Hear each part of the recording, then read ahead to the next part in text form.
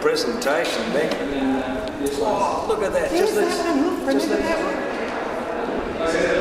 that's the last pic. That's that picture where that's the very, very end one for you.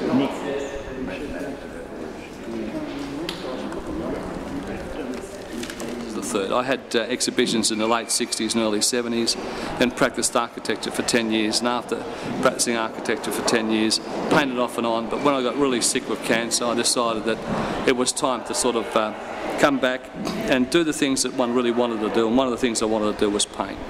And so I decided to start painting again. I found a voice, I found a style, and that's what I'm working on. Basically, I'm convinced that if we continue going as a human race the way we've been going, without any regard of the biosphere and the planet, that basically we're finished. So whilst the Watchmaker, God has given us certain freedoms, we're abusing those freedoms big time, and if we don't put that abuse into check, I think that what we're seeing is some of the results on the wall, that things would be quite disastrous for the human race. So I'm wanting, if anything, to change human attitude.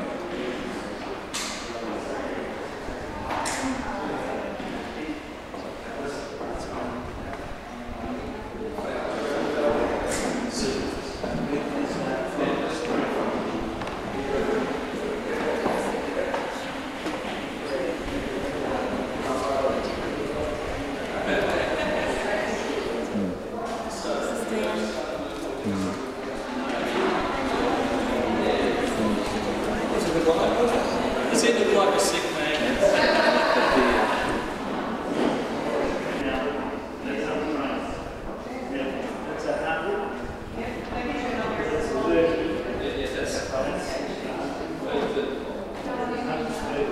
I don't want really. Some then the rest is all singing. They're all singing.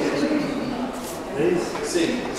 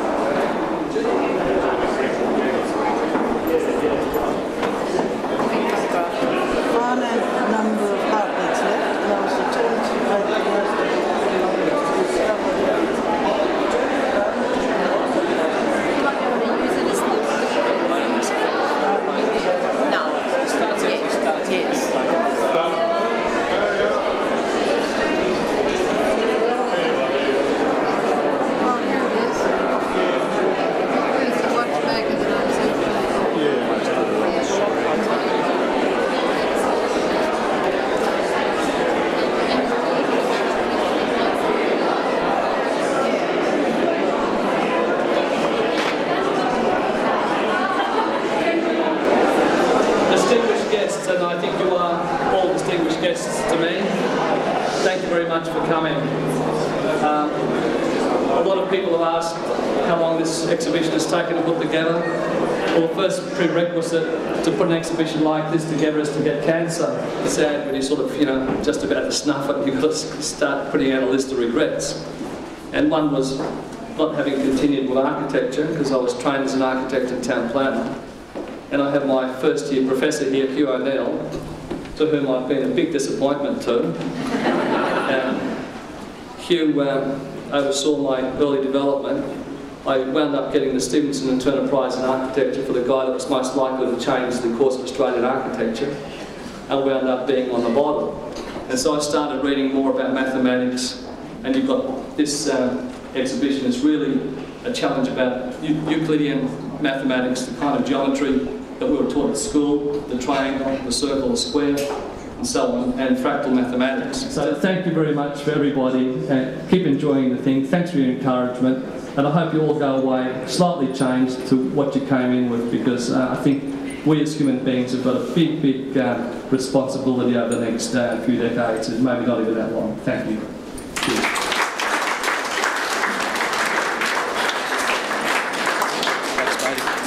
Congratulations. Thanks. I just want to say, Nick, this is the most interesting and mind-blowing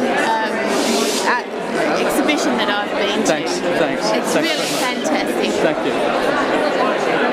I think it's a very powerful impression as you walk around in the clockwise fashion and follow the story. A lot of thought has gone into this. I think that basically there's societies at a stage where it's really yearning to grasp where it's at, where it's going to. I think there's a longing for some deep understanding. There's certainly a huge dissatisfaction in society as to where we are at the moment in terms of our social and moral values.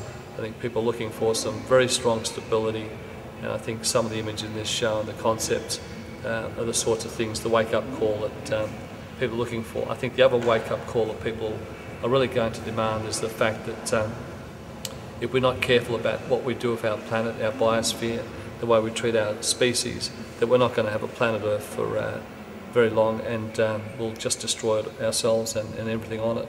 I think that message has really come through in some of the paintings as well, and I think a lot of people have felt that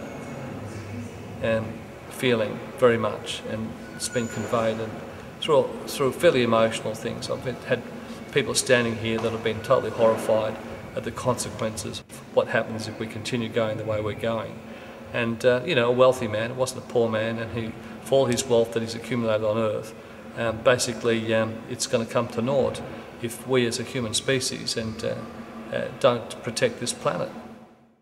I think the nicest email is that a pair that were driving down from the exhibition back to the country, they were totally speechless in their car, and then occasionally they sort of muttered words to each other, and then just went into deep thought about what this exhibition was about. That was the most touching email.